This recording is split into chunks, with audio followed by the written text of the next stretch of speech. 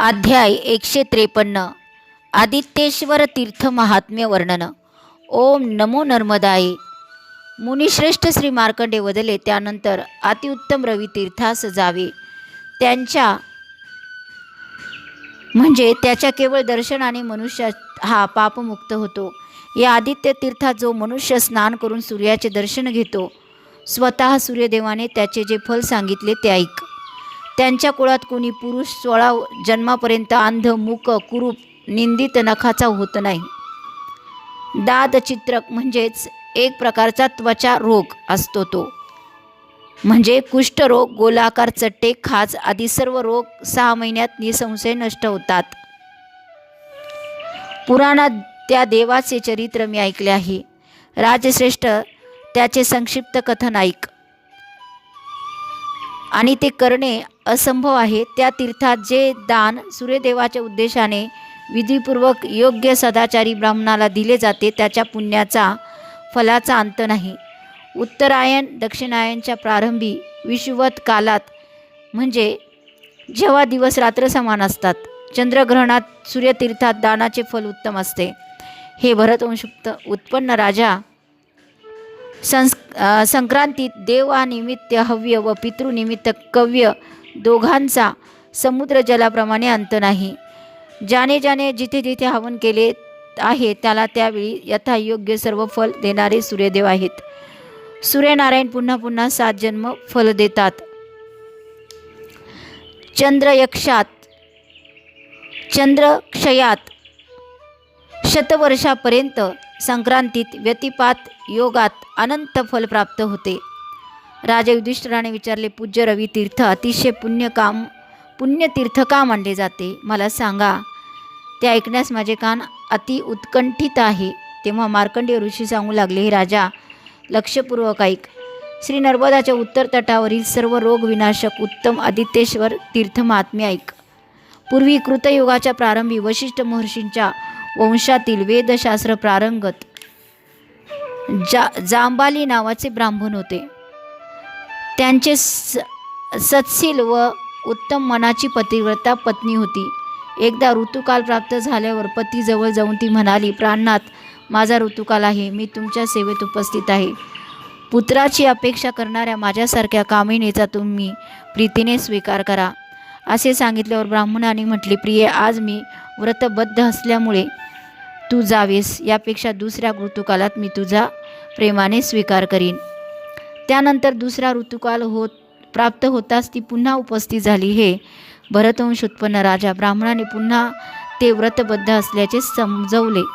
अशा प्रकारे वारंवार त्या ब्राह्मणाने तिचा स्वीकार केला नाही। ती सौंदर्यवती पतीच्या व्यवहाराने निराश झाली। अति दुःखित होऊन ती अनशन व्रत करून मरण पावली।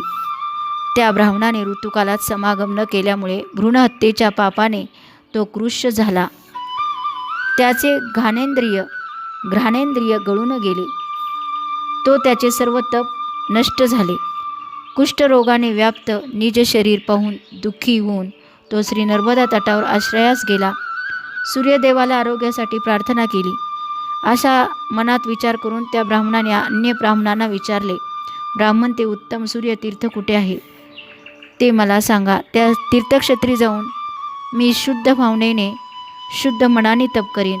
ब्राह्मण म्हणाले, श्री नर्मदाच्या उत्तर तटावर आदित्येश्वर नावाने रोगविनाशक सूर्यतीर्थ आहे।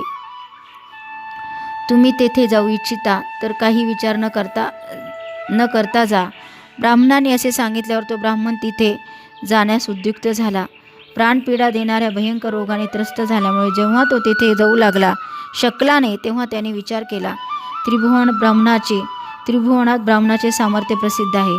ब्राह्मणाने देवादिदेव श्री शंकराचा लिंगपात केला होता। ब्राह्मणाने समुद्र शोषित केला होता। वाढणाऱ्या विंध्याचलालाही थांबवले होते। तेव्हा मी सुद्धा इथेच राहून महान तप सामर्थ्याने आदित्येश्वर नावाच्या सूर्याला या क्षेत्री आणेन, असा प्रथम मनापासून निश्चय करून तो ब्राह्मण उग्र तपास प्रवृत्त झाला।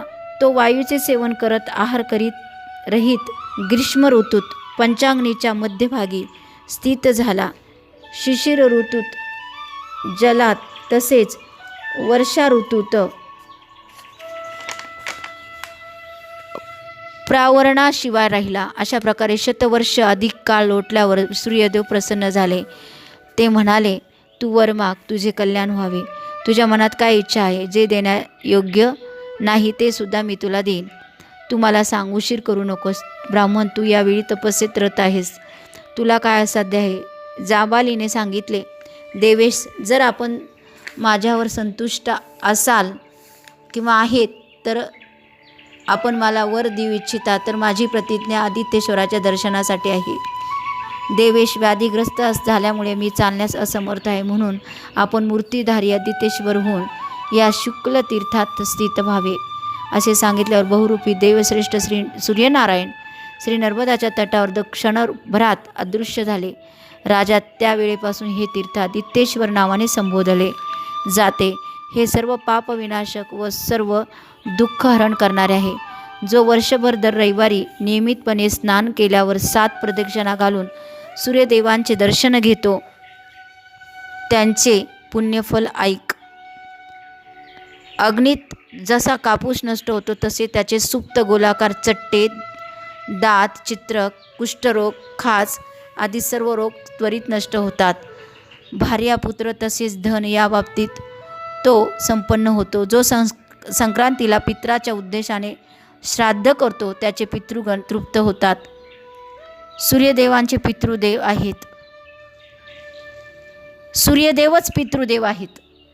अशा प्रकारे सर्व पापहारी, सर्व रोगविनाशक, सर्वोत्तम दिव्य आदित्येश्वराचे महात्म्य तुम्हाला मी सांगितले. हा श्री स्कंद पुराणातील रेवाखंडाच्या पूर्व भागातील आदित्येश्वर तीर्थ महात्म्य वर्णन नावाचा 153वा अध्याय पूर्ण झाला.